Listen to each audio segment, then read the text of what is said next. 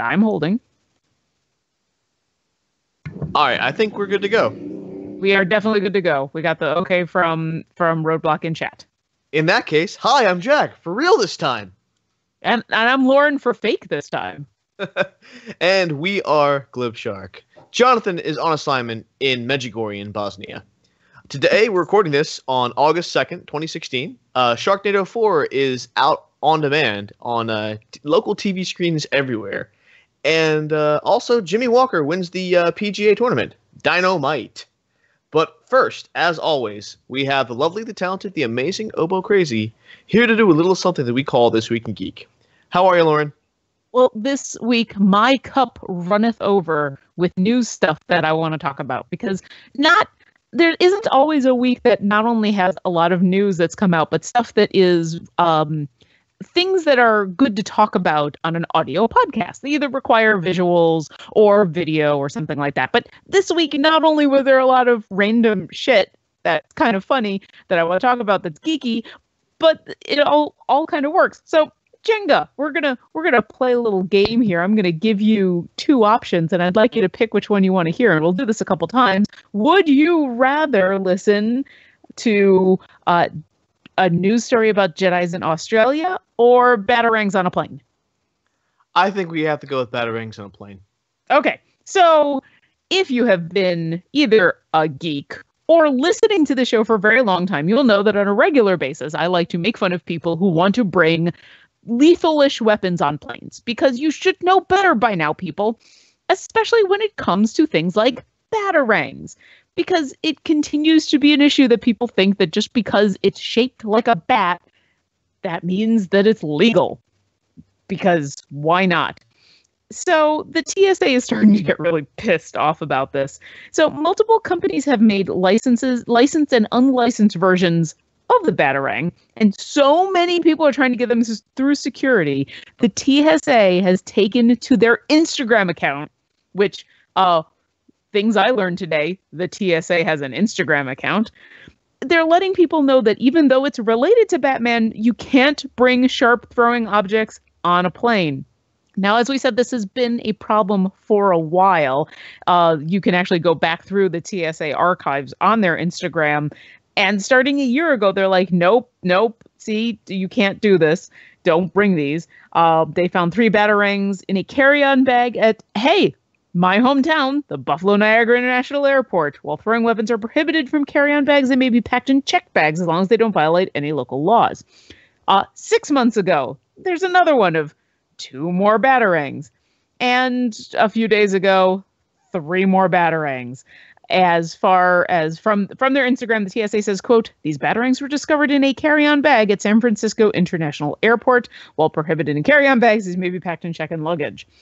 That's not even all of them. The Hollywood Reporter has more and has talked to the TSA about this ongoing issue. And they have a quote from Mike England, who is a TSA spokesman, who said, quote, "Passengers are not allowed to bring anything on a plane that resembles a weapon, so anything like a boomerang or anything that would not be permitted in the airplane cabin. They can be placed in your checked baggage along with your grapple gun, bat saw, collapsible bat sword, and other utility belt items," end quote. So if you happen to go to, say, Emerald City Comic-Con and score that awesome batarang, don't bring it on the plane, or bring it on the plane, and then I get to make fun of you on the air. So we'll mark that off the list. Jenga, would you like to hear about Pokemon Go at the Olympics or the most metal words of all time? Pokemon Go is tempting, but I think I need to know what the most metal words of all time are. So scientists are awesome. And when given 5 free minutes and a calculator, just start calculating shit.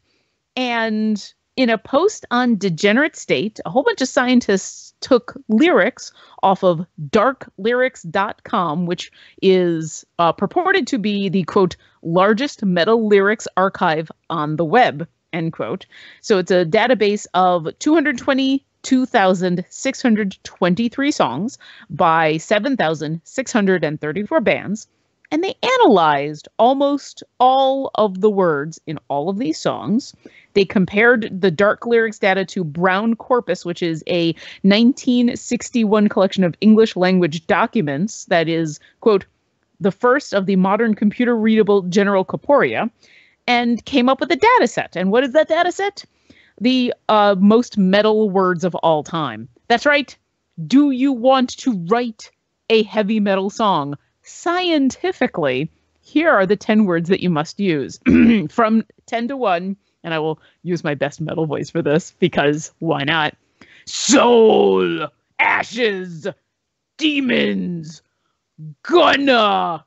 Yeah, as in Gonna, as in going to. Gonna. Beast. Breathe. Eternity. Veins. Cries. And Jenga, what would you guess is the number one most metal word of all time? Oh, man. Death? Surprisingly enough, death is not on the top 10. It might be in the top 20, I'm not sure, but I guess only for death metal it would be top 10. Yeah. But no, number one is burn. Yeah, because, of course, why not? You have to burn in the afterlife and burn with the cries of eternity in your veins with the beast and demons and ashes and souls and stuff.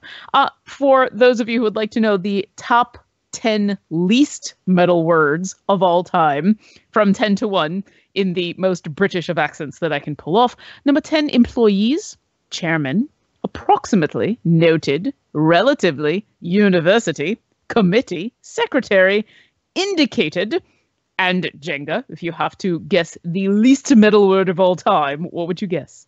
Confluence. That's a good one. What they actually list is particularly. So yes, unsurprisingly, if you want to sound metal, you need to talk about hell and the afterlife and burning and souls and things. And if you want to not sound at all metal, you need to talk about employment and universities and things that you would normally find in a legal brief. So there you go. Check that out. You can see the full list of the top 20 most and least metal words, and you can have fun ruining your voice and saying them yourself. All right. We're gonna put two previous things together. Jenga, would you rather hear about Jedi or Pokemon Go? Pokemon Go. If you are an Olympic athlete going to the Rio Olympics, you've got a lot of things to worry about. The city is in ruins. The athletes' village doesn't meet safety requirements. Rio has a massive crime problem. The Olympics themselves are really not ready. There's viruses and pollution, and it's just kind of horrible. And now, as athletes are starting to arrive, they're finding the worst possible thing ever. They can't play Pokemon Go. That's right. So Pokemon Go hasn't been released in Brazil yet. And so people who downloaded the app in their countries and then go to Brazil can still access it, but you can't get any Pokestops and no Pokemon show up. And basically, you have an app that does nothing. According to the Associated Press, the company didn't specify when the game could be released there, but rumors are circulating that it could be as soon as Sunday because, hey, Olympics. So far, hasn't been anything meaning that the athletes are taking to Twitter to vent their frustrations because, everyone's already complained about the crime and the conditions and the fact that this is going to be probably the unhealthiest Olympics of all time. So you might as well complain about the fact that you can't play Pokemon Go. And it's just kind of funny to see these world-renowned athletes at the top of their physical form and competing in something that it comes around for most of these people once in a lifetime, taking to social media to complain about a game. That kind of shows you how big gaming has become, or at least Pokemon Go. But who knows? Maybe Niantic will get their butts together and get Pokemon released in Brazil. We'll have to see if something will go right the Rio Games. All right. So Jenga has passed twice on the Jedis in Australia. We're down to our final two. Jenga, I'm going to give you a choice, and the one that you don't pick, we will not talk about. So drum roll, please. Please, would you like to hear about Jedi in Australia, or do you want to hear about 50 Cent making Luke Cage? Oh my gosh. That's a tough one. All right. I think I have to go with 50 Cent and Luke Cage. Sorry, Jedis. Sorry, Australia. Sorry, Jedi. Definitely just go, if you do a Google search for Jedi in Australia, you probably will find this news story, but we're going to talk a little bit about 50 Cent. Or I guess I could try to sound authentic and say 50 Cent. And no, that sounded horrible. Anyway, rapper turned TV producer Curtis Jackson, aka 50 Cent, he has got a new TV superhero show coming out on Starz. It's called Tomorrow Today. And it stars a hero that's basically Luke Cage. All right, it's not Luke Cage because, Netflix has Luke Cage, and Luke Cage TV series is coming out in just a couple of months. But according to TV Line, the superhero drama that Jackson himself has written, quote, follows a war veteran from Chicago's South Side who, after being falsely imprisoned, becomes the personal experiment of a mad prison doctor trying to create the perfect man and an unstoppable killing machine. Set free, but on the run, the veteran must reconcile with the world that has turned against him and use his newfound abilities for good, end quote. Which is Luke Cage. It's Luke Cage. He was also imprisoned for a crime he didn't commit. He volunteered to be a guinea pig in one of those countless experiments that was trying to make Captain America happen after they failed to make another Captain America, and he's now indestructible because of it. So a lot of people are trying to give 50 Cent the benefit of the doubt, presumably because, it's a very, very weak plot line. It's a very just basic kind of thing. We don't know a lot of details. Jackson said in a statement, quote, I knew Starz would be the perfect home for Tomorrow Today. This project was very personal to me, creating it, writing it, finding the best team for it, and I will continue to be involved every step of the way, end quote. He does have some interesting people already signed up. He's going to be joined as an executive. He's going to be joined by executive producers Anthony Cipriano, David Kay, and Kirkland Morris, who are known as the people behind Bates Motel.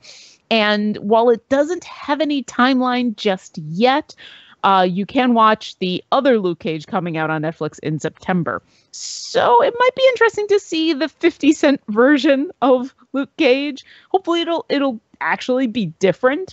I would like to think the producers of that show will watch the Netflix Luke Cage and go, we should make sure ours is different. But that's all for This Week in Geek. I'm Oboe Crazy, and I am not playing Pokemon in Brazil.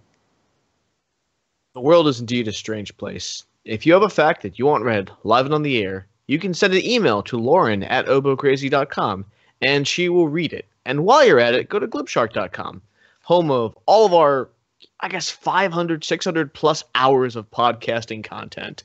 Classic Jenga Jam, all-time Buttcast, modern Glibshark, and of course, Dungeons and Dragons and Drunks. Glibshark.com, the house of all of our content. But man, I'm thinking, this is shaping up to be a real Ghostbusters versus Filmation Ghostbusters situation. It really does depend. We only really know the history of Luke Cage from the comics and the little bit that we saw from Jessica Jones. So we don't really know the Marvel cinematic universe or TV universe's backstory of Luke Cage. It could be completely different for all we know. And if that's the case, then the 50 Cent version of this superhero will look a lot different, even though he's following the original backstory. Also, a lot of the details could be different, and the focus could be really different. And we also don't know what this guy's powers are. I mean, Luke Cage is indestructible. We don't know what superpowers the 50 Cent version gets. So if he creates kind of a different superhero through the same means, I mean, the Marvel and DC universes are filled with a variety of superheroes who basically all got their power from radiation in some way or another. So people getting their powers from the same way over and over again is not new. But it could be interesting. He's produced a variety of interesting material and media. So I'll be interested to see what happens there. Although I don't have Starz. Do you have Starz? I do have Stars, actually. Ah, that's what you get for having a cable package. I just have YouTube. Yeah, that's the thing about cable, though. Cable is not something that I have because I necessarily want it. Cable is something that I have because someone else in my house wants it. So I have it. It's there. I mean, I'd probably get by just fine on Netflix and Hulu and Amazon Prime. I mean, I would get Amazon Prime if I didn't have cable. But yeah, like I think I may have to check it out just because the name attached to it. Yeah, I mean, it could be interesting. There's no release date on any of it yet. It was funny when you said, you've got it, but because of someone else in the house, and I was just thinking, we've got Netflix because Luke is huge into binge watching shows and stuff, and I really can't. And I'm not the kind of person to just sit down and watch a movie. I 2 hours of watching a movie a lot of the time doesn't appeal. So I would like to say that like we don't have a cable subscription, so we're one of those people. I watch the vast majority of my stuff through either YouTube or Twitch or and then I realized, okay, wait a second, I have a Twitch subscription to Geek and Sundry. I watch quite a few shows on Rooster Teeth, and I'm not a subscriber anymore. I'm firsty. I'm a firster. I'm a first member. I'm a subscriber. I subscribe to them. And we do have a Netflix subscription. So I guess I have more subscriptions than I thought. I haven't ever really thought about lumping Rooster Teeth in with subscription shows and services, but that's really what it is. I have to look into my account. I haven't logged in a couple of weeks. I was tasked this time last week to check out the world's greatest head massage on RT Docs. Yes, and you were. I have not made the time to do it, so I get incomplete for the week. I know. Well, by next week, if you can at least watch the second half, I would love to hear. Because you're a subscriber, right? I actually have no idea. I mean, I'm a sponsor from back in the day. But let me log into my Restrict account. Well, that's what I mean. You're a sponsor. You're a firstie. Yeah, I guess that means I'm first now. You're first. Yeah. The thing that I'm going to catch up on, hopefully either this weekend or next weekend, the final episode of Day 5 aired, and so Luke and I have promised ourselves once the finale happened, we were going to sit down and watch all the episodes because we haven't seen anything. I'm hoping to maybe watch at least a couple of episodes this weekend, but I've got Carly's baby shower on Saturday, so that's going to eat up some time.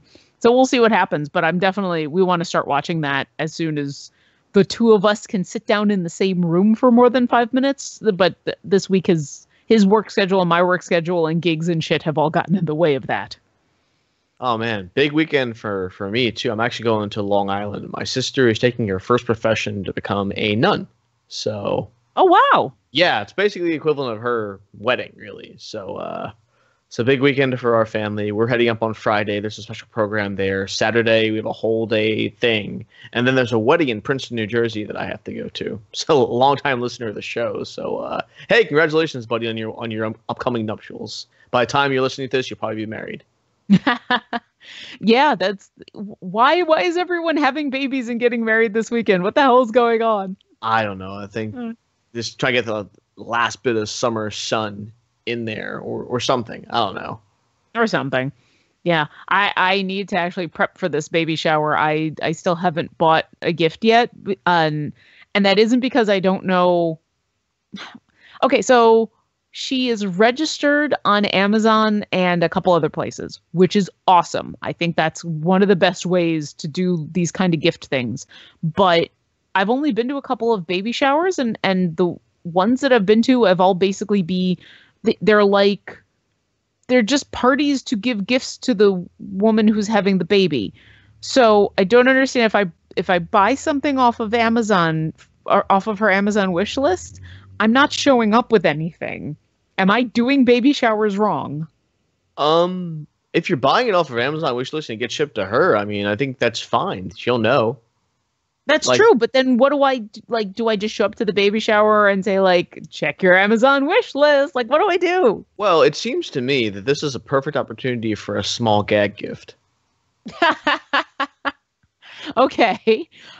Funds are limited, but I'm open to suggestions. Well, you don't have to. You go to like Five Below or something, pick up something like I don't know, something completely inappropriate. You could go that way without being too offensive. A $5 dildo. Oh, not being offensive. Or okay, if you want to be topical, a pocket constitution for baby. baby constitution. That's the kind of thing my dad would do. He was always trying to cram me full of knowledge. I mean, like he got us an atlas. He'd always ask us about current events. He'd have us watch the 6:30 news with us. He wanted to make sure we knew about the world going on. And so as a result, I was one of those people in kindergarten who was able to speak fairly articulately about the state of the Cold War at that time. Well, both mother and father are highly intelligent, very geeky people. So I have no doubt this child is going to be raised with a good appreciation and understanding of the world, cultural events, and Star Trek. So, Pocket Constitution could be funny. If I could find baby-sized Constitution, that could be funny. I will keep that in mind. Maybe while I'm perusing Amazon later today and deciding on a wish list item, I will add a Pocket Constitution. I hear that it's a top seller now, so why not? Yeah, absolutely. I think they're free from certain places too. I'd have to look into it. I used to have one. It was in a box somewhere. I kept it for years. I've referenced it. I've actually read the Constitution of the United States. Seems like you should know the basis of the law if you live in a country. But yeah, I'm pretty sure it's in a box somewhere in my parents' house.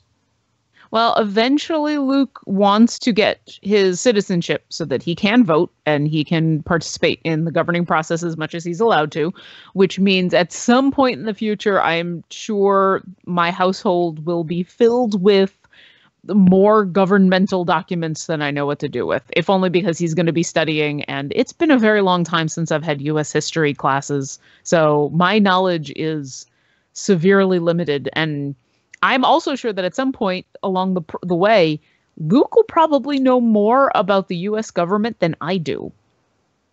Yeah, I mean, that's the thing. Like, when you immigrate to a country, you kind of have to learn about it and earn the right to be a citizen. Whereas if you're born here, you kind of fall backwards into it. I compare my cousin. So my cousin, Georgie, my best man for my wedding, he came over from India, but I'm not talking about that. He got citizenship when his parents became citizens, fine.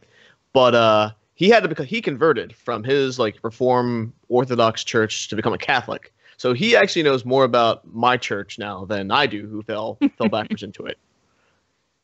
So when you come into something, you have to know more about it than someone who's just always been around it. Well, and his knowledge will have to be fresh, while mine is anecdotal or historical from high school. I think high school was the last time I had any kind of formal knowledge about the government. Or civics. I mean, I want to see the Luke McKay training montage to learn about this country. What kind of legislature do they have? Unicameral. Slap. No, bicameral. He's on a treadmill, sweat pouring down his brow, and I'm just like, name the 3 branches of government. Yes. Executive, legislative, awesome, wrong, judicial.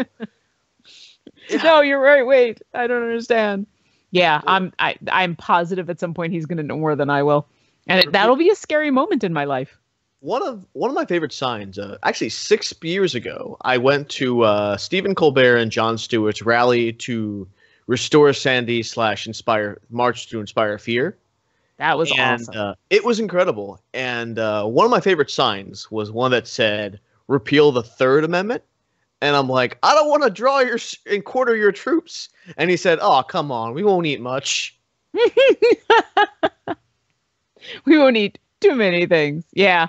Yeah. It's amazing what people get uppity about. And it's amazing what people misinterpret, misremember. I mean, it's the same thing that happens, whenever there's a big uproar about somebody's freedom of speech being stifled.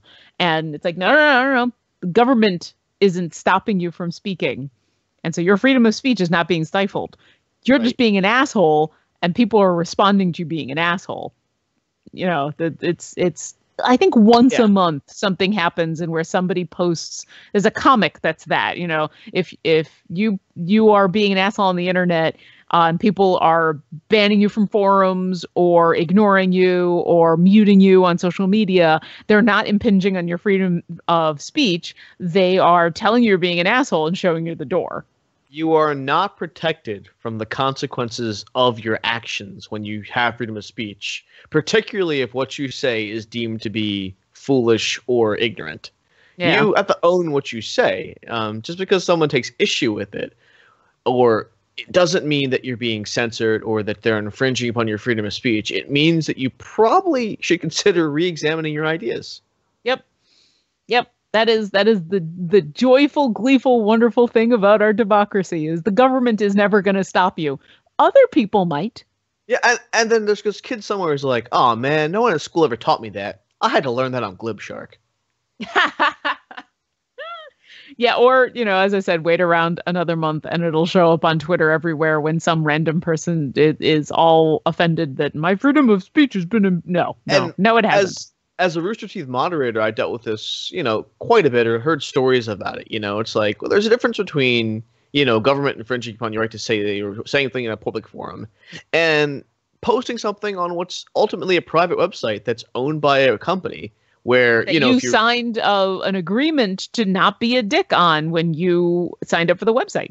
You ostensibly read the terms and conditions that dictated that we have wide discretion to, and we don't like doing it, but, if something is deemed disruptive or just harming this community, I say we, I'm not really a forum moderator anymore, but like they're well in their authority to censor your post. Usually we won't, but if you did, maybe we're not the jerks. Maybe you should think about what it is that you said rather than be like, freedom of speech, freedom of speech, freedom of speech. Twitter, same deal, private forum. If you're harassing people on Twitter, that's a violation of the terms and services. So what's his face who got banned? He probably deserved it. No, not probably. He definitely deserved it. That guy's a dick.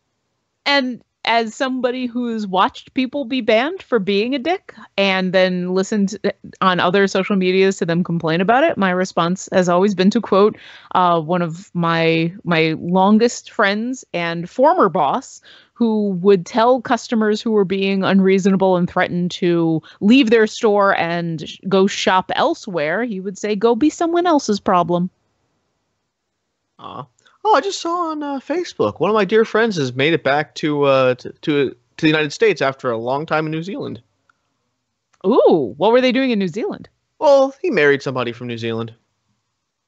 Okay. That's a good reason. So is he visiting or is he bringing wife now back to the U.S.? I think he's just visiting. Like, I don't think there's any plan to move back, but this is his baby's first time there too, because they had a kid, and the kid is, I guess, a New Zealand citizen, but also potentially a U.S. citizen, because as I understand it, unless the American citizen parent gives up their citizenship, the children take on American citizenship regardless of where they were born. Yes. And I think that's why there was who was the Republican nominee who was running for president many, many, many moons ago? Who was Theodore Cruz. Yeah, that's who it was. Yeah, who was born in Canada. He wasn't. I think he actually was born in Canada, but to American parents. And his father was a Canadian citizen at the time, I think, but his mother was a American citizen. So he got it through his mother. What do you call it? Well, I will defer to your details because I seem to remember there was some question about whether he was born in Canada or born in the United States, and whether that was a weird loophole in the Constitution about whether he could be president and all of that. But he was definitely an American citizen, despite the fact that he might have been born in Canada. I think you're right that he was born in Canada. So yeah, it makes sense. And no, America is protective of their citizens, and I don't think in that case he would be required to give up his citizenship. I think you're only required to do that if you're going to be a full citizen of another country. That's when America gets uppity. I know the United States allows for dual citizenship. Now in India, they don't have to deal with... Only with certain countries. Now, this actually brings up something relevant. I've actually been looking into getting something called Overseas Citizenship of India, which is not actually Indian citizenship. What it is for people who were either born in India or have a parent who was born in India, they have the option to basically get something which is sort of like permanent resident alien, but not quite. You don't get voting rights, but you don't really get to participate in the country, but you get to stay in India indefinitely. So right now what I have is a 10-year visa. So I can go to India anytime I want between now and 2023, and I can stay for as long as 6 months. After 6 months, I have to leave. I can't work there, though. So in order to – and that's the other thing. Like, if I wanted to stay indefinitely, I'd have to get what's called OCI, or Overseas Citizenship of India. And I thought for a long – the only downside of it is if you have it, you basically forsake protection of your home embassy and just agree to settle legal matters in India's courts or whatever, which turned me off up to a point. But then, I thought if every time comes a time that I want to stay in India for more than 6 months, then it might be worth looking into. Are you thinking of moving to India?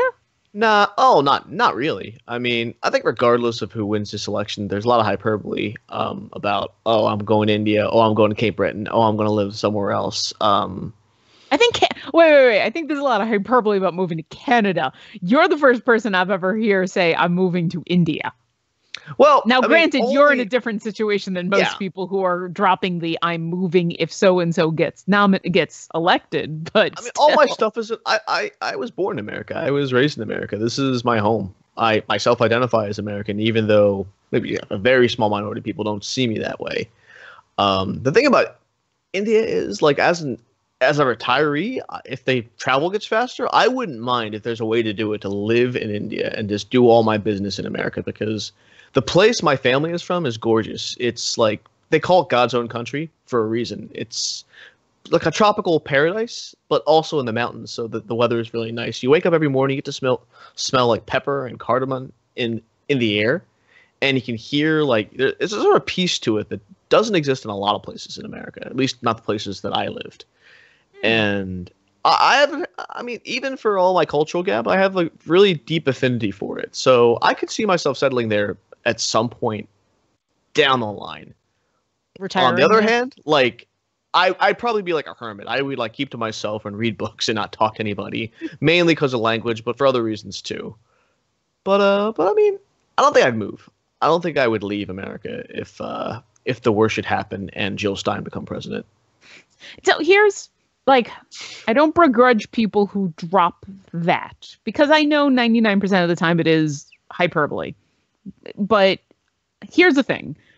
Number one, it ain't that easy to just move to another country. I should know. Even Canada. But more importantly, number two, I feel like the democratic process means sometimes I am not going to get who or what I want out of my government, because there are millions of people in this country and we all have different opinions. And sometimes the majority of people will have a different opinion than me. Yeah, and that's democracy. That's democracy. And it doesn't matter how much I might disagree or think it's horrible or the worst thing imaginable. I feel like it is my responsibility as an American, if that happens, to not flee, to stay and work to fix things and work to make things better, or work to make the next election go the way I want it to. And if someone was to end up as president who I felt was so apocalyptic as to potentially ruin my life, I still would feel an obligation to this country. You know what? We're talking about 4 to 8 years. And this country deserves to be fought for, so that it is maybe only 4 years. Or if it's 8 years, that afterwards I do get what I want. That it is selfish of me to run and have a temper tantrum if I don't get the candy I want. That being said, it is a very rare, the fact that this could happen is remote, but a possibility. A lot of the rhetoric we've been hearing in this election cycle has been about immigrants, both legal and illegal. And very harsh rhetoric has been put forth specifically towards Muslim immigrants, unfairly. But in order to pass any of that kind of legislation, the people who would want to do that can't target a specific minority group or a specific religion because, hey, that's unconstitutional. So there is a very, very, very, very tiny chance that if all things were to go the way that I don't want them to, and certain legislation gets passed, that Luke would have to leave the country. And if that is the case, I will leave. Not because of personal grudges or, I'm going to flee the country, but the simple fact of the matter is that we are married. And if he is forced to leave financially, we will have to stay together because he will have to get a job somewhere else. We can't afford to have two residences in two different countries. And so I will stay with my husband. So, hey, America, don't make me choose between you and my husband because you will lose. I can hear Jonathan like screaming into a pillow right now because this is when we go into the political arena, he kind of like it's like scratching like a blackboard. I know. Well, and that's why I've been very careful to not mention specifics about stuff. Right. And obviously the scenario that I've laid out is a super rare possibility. But, I would like to stay here with Luke. And I think it is good to remember when people say things like, I'm just going to flee I'm going to flee to Canada.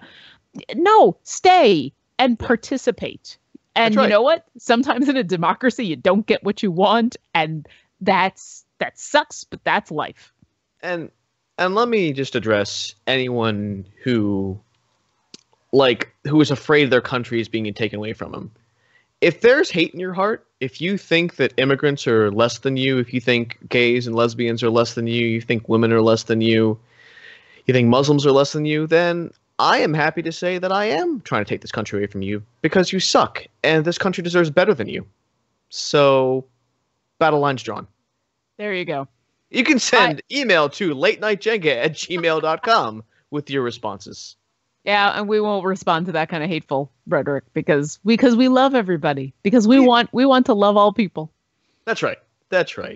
And I did see We'll make something. fun of the people who bring batarangs on planes, though. We will make fun of you from here until next year, but we still love you. I mean, yeah. What do you think was... Let's play a game. What do you think is going to happen? Before you do a thing where you're not sure if you should do the thing or not, use your imagination to imagine how that thing might play out. What is the most likely scenario? What is the best case scenario? What is the worst case scenario? I feel like I'm giving critical thinking, like, to all of the people listening to this show. Everyone's sitting under the knowledge tree with Jenga this week. It's pretty fantastic. We also have a little bit of an advantage because we've been Dungeons and Dragons players, which not only inspires critical but creative thinking.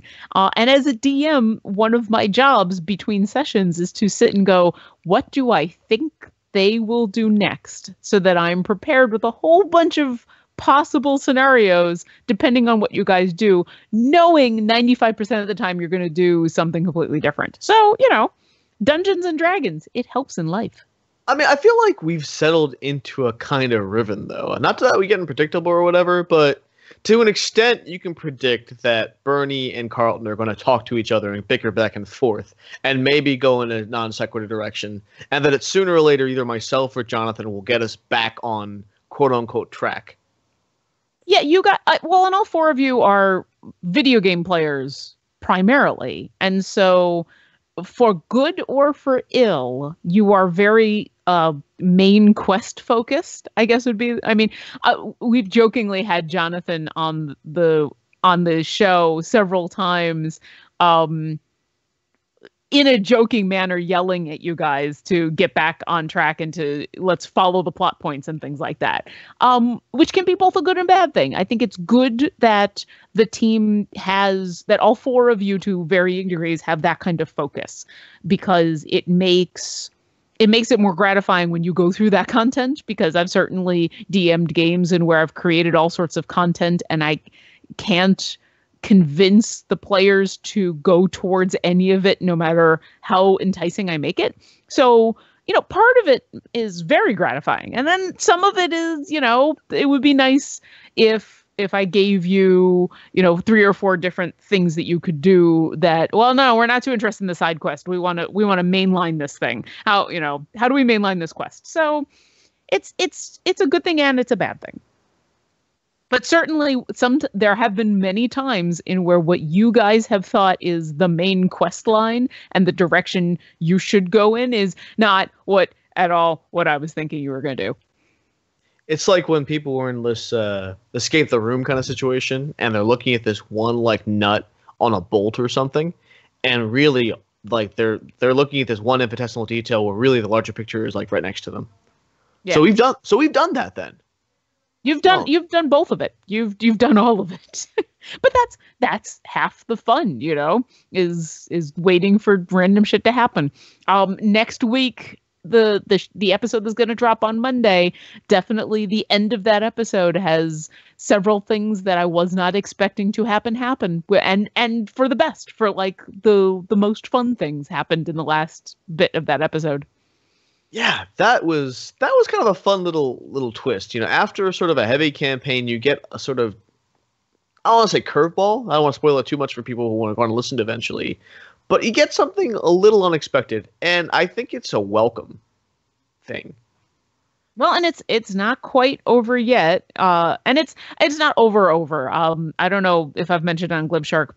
I've definitely mentioned to you guys that we're kind of coming towards the end of a chapter in your story, in where this is going to close out a couple of big plots that you've been working on for a while. Hopefully in the next week or two. It depends on how things go and what you guys decide to do. But, definitely a chapter is going to be closing, and we're going to be starting a new-ish chapter where, new things might happen. And I'm kind of looking forward to that, simply because I feel like when we started playing almost a year ago at this point, a little less than a year ago, between the new players in the group and the fact that it was just a new group in general, everybody was kind of sort of feeling out what was possible, what they could do, still learning their characters, still learning how to play. And now I feel like you guys have a really solid understanding, not just of your characters and the mechanics of the game, but of what is, how to ask and do things, and the fact that you can just ask to do anything, and that you can go exploring or go try things. And so I'm kind of excited to see what happens next when I say, what do you want to do? And one of the things I always think about, like, is the road less traveled, sort of where D&D is a game of choices, where you're making one choice that precludes another.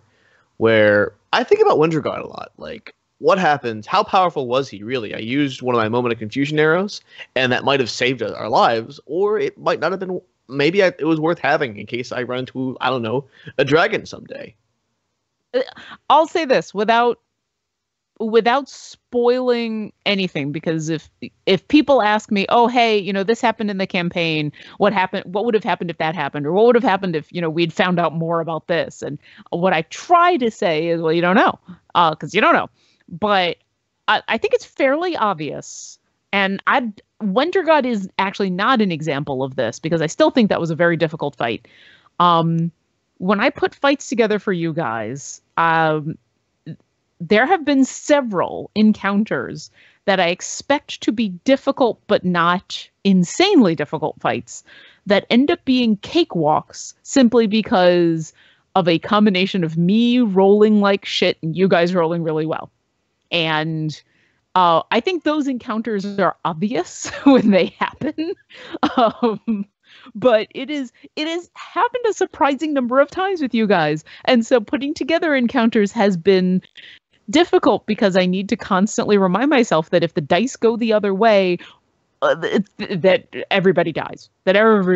If I'm not careful. But yeah, there have definitely been encounters in where, you guys have been smart, but on top of that, you've used your skills really well and then rolled really well, and my guys I've thrown stuff at you that has never been able to hit you because they could never roll a double digit. So, but that happens. That's what happens in games. Sometimes, I am not a person who believes that the dice are cursed or blessed. I don't believe in the dice are against me or for me. I use the same dice all the time, no matter what happens. But probability theory is that sometimes you're going to have streaks in one direction or the other. And, when your streak and my streak coincide, the shit happens. Absolutely. That was a really random rant about D&D and probability. Well, and that's exciting. I mean, meanwhile, in the universe next door, all 4 of our characters are dead, and we've gone on to create new characters. Yeah. And that truly is the darkest timeline. No. It is not dark. It is, listen, my goal is not to kill you guys. My goal is for us to tell a story together. But in order for the story to be epic, and in order for the story to have weight and meaning, there has to be real palpable danger. You guys are not heroic unless there is risk involved. And of all of the D&D campaigns that I've either run or participate in, the vast majority have ended in character deaths. Only a couple have actually survived to see the end of encounters and stuff.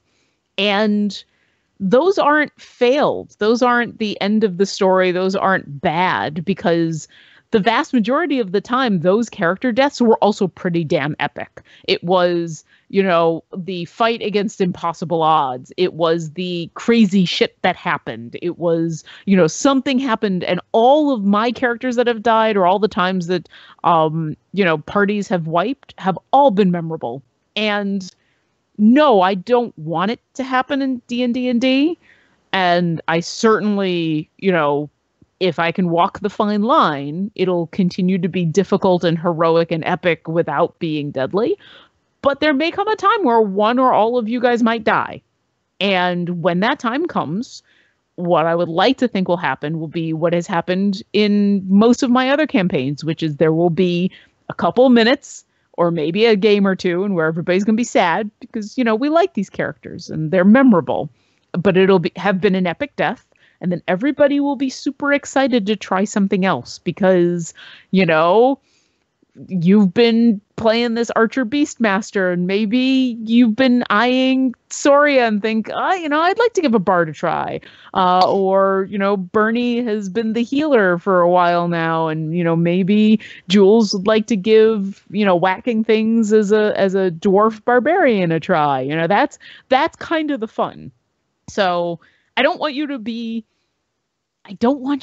afraid. I don't want you to be cautious. I want you to go out there and throw yourself, Travancore climbing the walls from the mine to try to escape was amazing. That was an amazing fucking moment. Like, that climb, people were holding their breath. And everyone was justifiably, when you rolled 20s, it like hairs on the back of my neck stood up. And when you rolled poorly, other people in the room like gasped. And there were people who wanted to cry when you fell. And thankfully, Travancore did not die and Shadow didn't die. But if he had, wouldn't that have been kind of epic? Or funny or amazing, Yeah, I feel like there's a broader lesson to be taught about life here, and I'm going to need some time to unpack it. But to be able to have that impact on people, to be able to tell those kind of stories is actually really super rewarding. And I'm loving every minute of this campaign. It's like the thing that I get jazzed up for every single week. And it is a chance for you to be the reckless hero that we can't be in real life. It is the chance for you to throw yourself into danger or be the, my character in my home game that I'm playing that Luke is right now DMing, has an opportunity to escape from a situation that is, by all accounts, going to end in his death. But he is an honorable being who one of his creeds, one of his mottos in life is that he defends those who cannot defend themselves. And he finds himself in a situation where he's the one that has to do the defending because there is nobody else. And so he's not going to flee. And I would like to think Lauren in a situation like that wouldn't flee. But Lauren is probably never going to be in that situation. But Kwai, my Aarakocra monk, is. And he is going to stand up and do the right thing. And it may kill him, but it'll be an epic death.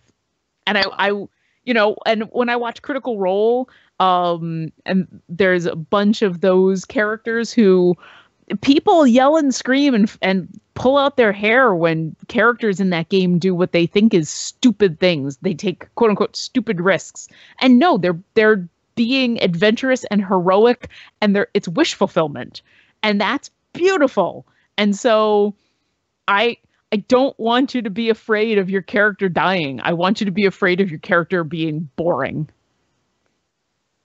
Okay. These notes seem awfully specific. No. They are not specific. No, as I said, I started this large rant by praising what a lot of people have criticized you for as being a stupid thing for Travancore to do, climbing the walls of that pit. That was a beautiful moment. That was epic. I almost made it out. And how amazing and would it have been if I had managed to succeed? Yeah, and you almost did. And you know what? You almost didn't. You almost died. And you also had amazing, crazy moments in that process. And then because of what you did, your friends got to have this epic moment of rushing to aid you in Shadow just in time. Like, because you did something that people say was reckless, it made one of the most memorable moments in the campaign so far. So, no, I don't want you to feel like this is aimed at you. This is me using your example to go on a random rant, but I've been kind of immersed in D&D recently, so sorry. Well, that's awesome. I can't think of a better note to sort of so it's a capstone on this installment of. Oh man, what episode is this? This is like 5. We're coming up on 500, aren't we? We are coming very close to 500. I'm actually gonna double check right now what episode number we're on, because ever since we've added. D&D with double speed. Originally, I was expecting not to get to this milestone until the end of the year, but it looks more and more like we're going to hit this sometime in September. So 490, never mind. It's 492 was the last one that came out for episode 33 for D&D. This will more likely be 493. So 494, 495, 496, 497, 498, 499. So yeah, sometime in September will be our 500th episode. Yeah, should we do something? What should we do? I don't know. I am going to very quietly, slowly panic. But I'll tell you what I'm going to do right now. I'm going to say that our sound producer is Jonathan, not here, Cerna. And since he's not here to speak for himself, I want to use a quote that I could imagine. It comes from somebody else, but I can imagine Jonathan saying very easily. I would appreciate it if you didn't tell anybody about my busy hands. Not so much for myself, but I am so respected, it would damage the town to hear it. For anyone who's really old and wants to identify that quote, hit us up at Glib Shark. You can follow me at Jack Edithil. That's E for Edward, D for David, A for Apple, T for Thomas, H for Halo, I for Island, L for Lily. Her at Oboe Crazy. The guy who's not here at Road_Block. Our announcer is Bob Ball, voice actor. Our theme music is done by Linnea Boyev. And on behalf of Jonathan, Lauren, and the entire Glib Shark staff, this is Jack Edithil wishing you guys good night, good health, and saying, stay Sharknado, my friends. Sharkception! Wrong. A shark with it. It did end with Sharkception, actually. Sharkception! All right. Well, I am going to bail. I will talk to you on Monday.